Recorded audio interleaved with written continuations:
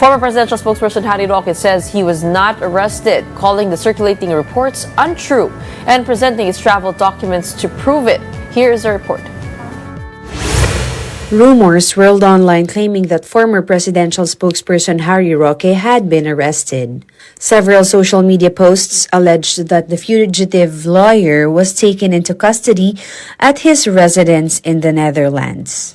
The supposed arrest was even raised during Senate plenary debates for the Department of Foreign Affairs budget. Can you ask the DFA if they have news about the breaking news now that former Secretary Harry Roque has been arrested in the Netherlands?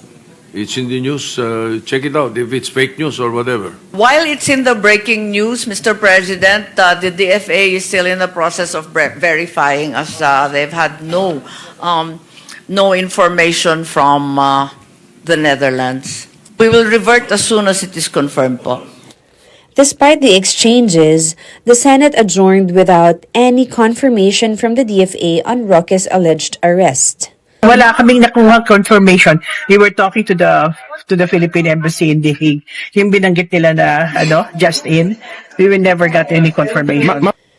Even the Department of the Interior and Local Government stated it has received no official communication confirming the reported arrest. Roque immediately denied the rumors in a Facebook post, saying he was not arrested and that he had a scheduled flight to Vienna, Austria on November 25, showing a copy of his plane ticket.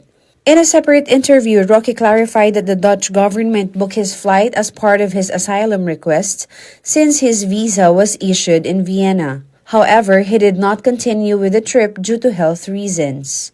Unang-una, hindi po ako na-aresto. Voluntaryo po yung pagsama ko. Kasi nga masunurin ako.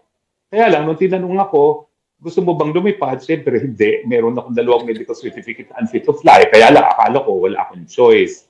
So nung tinanong ako, siyempre hindi. Pinababa ako kaagad. So wala pong arestuhan. But questions remain. How was Roque able to travel abroad when the Pasig Regional Trial Court had already canceled his passport, according to the DOJ and the Presidential Anti-Organized Crime Commission?